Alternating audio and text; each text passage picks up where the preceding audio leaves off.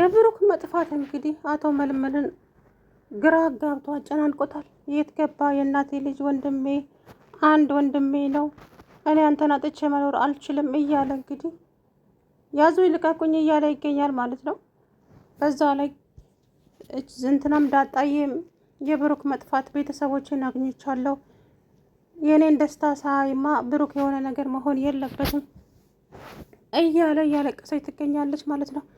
የት እንዳለና እምን ውስጥ እንደገባ እንኳ አይታወቅም ብሩክ አሁን ላይ። በመጨረሻም ግን አቶ መልምል አጣራና እውነቱን ደረሰበት። ኤፍራታም መሀሌትን ስልኩን ሪከርድ እያደረገቻት እውነቷን እያወጣጣቻት ትገኛለች። ግን ዝና የደበቃትንና ዝና ለእሷ ሚስጥር ብሎ የነገራትን ነገር ለኤፍራታ አልነግርሽም አለቻት። ካለፈው ተምሬያለሁ፣ አንቺን አምኜሽ ከዚህ በኋላ ትንፍሽ ምል ይመስልሻል እንዴ? ስታየኝ ሞኝ ይመስልሻለሁ እንዴ? እኔ እኮ ሞኝ አይደለሁም አለች ኤፍራታ። ማነች መሀሌት? ቆይ እኔ እህትሽ አይደለሁ እንዴ? ለምንድን ነው ማትነግሪኝ ስትላትም አይ አልነግርሽም ይቅርታ። ከዛም አቶ መልመል ጋር ደወለችና ኤፍራታ ስራውን በአግባቡ እየሰራሽ አይደለም፣ በአግባቡ መረጃውን አቀብኝ እንጂ ገንዘብ እየከፈልኩሽ አይደለም እንዴ? አዲስ ነገር ስለሌለ ነው፣ ግን አሳውቅሃለሁ አለችው። እንግዲህ ዝና ማህሌት አብረው ሰክረው አንድ አልጋ ላይ ተኝተዋል። ነገር ግን እሱ ቆቅ ነው ምንም። እሷ ልክ ቪዲዮ ቀርጻ ከሱ ጋር አብሬ አደርኩ ብላ ልታስፈራራው እየሞከረች ነበረ። ነገር ግን እንትኑ ስልኩ አሻራው አልከፍትላት አላት። በጣም ተጨነቀች፣ በጣምም ተናደደች። ለምንድን ነው ግን እኔ ሁልጊዜ ሳስብ ነገሮች የሚበለሻሹብኝ? ይሄንንማ እሰራልታለሁ፣ ይሄንን ቪዲዮ በእጄ ይዤ ከዛ በቁጥጥር ስር አደርገዋለሁ፣ እኔ አድርግ ያልኩትን ሁሉ ያደርግልኛል እያለች ስትፎክር እንግዲህ አብረው ጠጥተው አምሽተው እዛው አልጋ ቤት አደሩ። ነገር ግን እሷ የፈለገችው ስልኩን ከፍታ ቪዲዮ ቀርጻ ልታስፈራራው ነበረ። እሱ ግን ብልጥ ነው። አይኑንም እንደዚህ አድርጋ ብታገላብጠውም ሊያያት አልቻለም። ይሄ ሰውዬ ምን ባረገው ነው ቆይ የሚሻለኝ? ቆይ ለምንድን ነው እኔ ሁሉን ነገር አይሳካልሽ ብዬ የተፈጠርኩት? ቆይ ለምን እያለች በጣም ተናደደች ማለት ነው። ከዛም ኤፍራታ ለሰውየው ሁሉንም መረጃ አቀበለችው። ግን መጠንቀቅ ይኖርብናል። መሀሌት ማለት በጣም ኃይለኛና ቆቅ ሰው ናት። እንደዚሁ በቀላሉ የምትሸወር ሰው አይደለችም። ስለዚህ መጠንቀቅ ይኖርብናል አለችው። ችግር የለውም አንቺ ብቻ ራስሽን እየጠበቅሽ የምልሽን ነገር ሁሉ አድርጊ አላት። ከዛም መሀሌት ኤፍራታ እንደው ዝና የሚባል ሰው ግን ምን አይነት ሰው ነው? አንቺ እንደምትፈልጊው እንኳን የማይሆንልሽ አየሽ አይደለ? ሰክሮ እንኳን ታማኝነቱ ለሉላ ያለው ታማኝ ምን ዋጋ አለው? እሱ ቢያፈቅራትም እሷ ግን አታፈቅረውም። ከሚያፈቅራት ጋራ ሄዳለች። ስለዚህ እሱ ደግሞ በዙሪያው እንደፈለገ ሆኜ እንደፈለገ ብለብስ እንኳ የኔ ውበት በጭራሽ አይማርከውም። እና ምን ላደርግ? ምን ማድረግ አለብኝ? ኤፍራታ ምከረኝ እስቲ። ምን ልምከርሽ? መጀመሪያውኑ እያየሽ ተራመጂ ብዬሻለሁ እኮ። አንቺ ግን ምንም አይገባሽም። ለማንኛውም በጥንቃቄ አድርጊ የምትሰሪውን ስራ ሁሉ አለቻት። ከዛም ኤፍራታ መሀሌት ግን ድብቅ ሆነሻል፣ እውነት ምንም እየነገርሽኝ አይደለም። ሴትዮ ለምን ደጋገምሽው? አልነግርሽም አልኩሽ እኮ አሰሚም እንዴ? ምንም ነገር ልነግርሽ ዝግጁ አይደለሁም። ካለፈው ስህተቴ ተምሬያለሁ። እንደ ድሮ መሀሌት ትሸወድልኛለች ብለሽ እንደው በጣም ተሳስተሻል። እሺ ምንም ነገር ላልነግርሽ ቃል ለራሴ ገብቻለሁ አለቻት። ከዛም አቶ መልመል እንደው የእህቴ የወንድሜ መጥፋት ግራ አጋባኝ፣ ወገን ወዴት ልሂድ ወዴት ልጩህ እያለ እንግዲህ ግራ እየተጋባ ይገኛል። አቶ መልመል ወንድሜ ማጣት አልፈልግም፣ ግን በምን ምክንያት ደግሞ እንደዚህ እንደጠፋ አላውቅም። የቤቱ አለመሸጥና ልጁ እንዴት እንደታከመችም ማወቅ እፈልጋለሁ፣ ግን እንዴት አድርጌ ልወቀው? ግራ ገባኝ እኮ። አረ የእናቴ ልጅ የት ነው ያለኸው? እያለ ግራ እየተጋባ ይገኛል። ከዛም ኤፍራታ አንተ ከኔ ይልቅ ሌላ ሰው መረጃ የሚያቀብል ፈልግ እስኪ አለችው።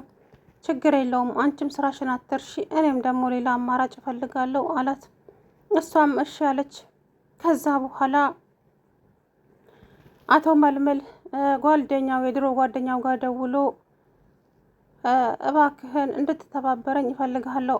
ይቅርታ የማደርግልህ ደግሞ የሆነ ነገር ስትተባበረኝ ብቻ ነው አለው። ችግር የለውም ንገረኝ ወንድሜ። ወንድሜ አይደለህ እንዴ? ምን ችግር አለው አለው። ሰላም ውድና የተከበራችሁ የቻናሌ ቤተሰቦች እንዴት ናችሁ? ደህና ናችሁ ወይ?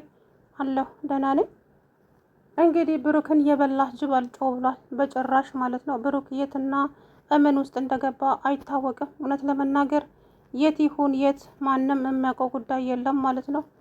እናም ቤተሰቡ በሙሉ ተጨንቀዋል። ቅድስትም ዳጣዬም ወንድምየውም እንዲሁም ልጁ እንኳ እሱ ውጭ ሀገር እንደሄደ ነው የምታውቀው። ለስራ ሄዷል ይመጣል እያሉ እያታለሏት ነው የሚገኙት። ነገር ግን እቺ ልጅ አባዬ መቼ ነው የሚመጣው? አባዬ በጣም ናፍቆኛል። እንዴ መቼ ነው የሚመጣው? ወር አለፈው እኮ አመት ሊሆነው እኮ ነው እያለች እያስጨነቀቻቸው ትገኛለች። እነሱም ደግሞ ተረጋጊ እባክሽን ተረጋጊ እንጂ እንደዚህ አይደለም እሺ።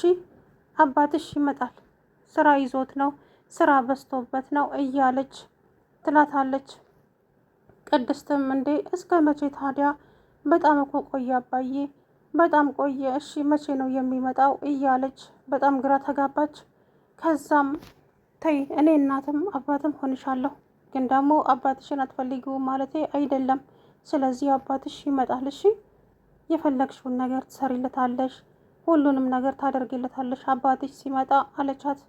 እሺ በቃ ቅድስትዬ አለች። ሰውየውም ሂጂና ከትምህርት ቤት አምጫት፣ ቅድስት ምሳሌን ከትምህርት ቤት ይዘሻት ነይ እሺ አላች። ከዛም ምሳሌዬ ከትምህርት ቤት ስመጣ አጎቴ ስትል አለሁ ምሳሌዬ ነይ አላት። ቁጭ አለች። ከዛ በኋላ ማጣራት ጀመረ ነገሮችን በሙሉ ማለት ነው። አቶ መልመል የት ነው ያለው? ምን ውስጥ ነው የገባው? የእናቴ ልጅ ብሎ የሆነ ሰው ጋር ሲደውል ብሩክ እስቲ አካውንቱ ላይ ብዙ ሚሊዮኖች ብር ገብተው አይቻለሁ። እናም እባክህ ይሄንን ነገር እንድታጣራልኝ ይፈልጋለሁ። ብሩክ ምን ውስጥ እንደገባ፣ በምንስ ምክንያት ነው፣ በምንስ ገንዘብ ነው ልጁን ያሳከመው፣ ይሄንን እንድታጣራልኝ ፈልጌ ነው አለው። ችግር የለውም ግን ይሄ ነገር ወንጀል ስለሆነ በሚስጥር ይያዝልኝ አለው ሰውየው። እሺ ችግር የለውም ማለት እንግዲህ ሰውየው አጣርቶ አቶ ጉተማ ነው አቶ ማነትስ የሚባል ሰው ነው ቁጥሩንና አድራሻውን የላከለት ሰውየው። እንዴት ከእንደዚህ ሰውዬ ጋር ይገናኛል? ምን ሆኖ ነው? በቃ ይሄ ሰውዬ ልጁን ገሎት ነው? ወይኔ ወንድሜ ከምን አይነት ሰው ጋር ነው የተገናኘው? ይሄ ሰውዬ እኮ በጣም መጥፎ ሰው ነው።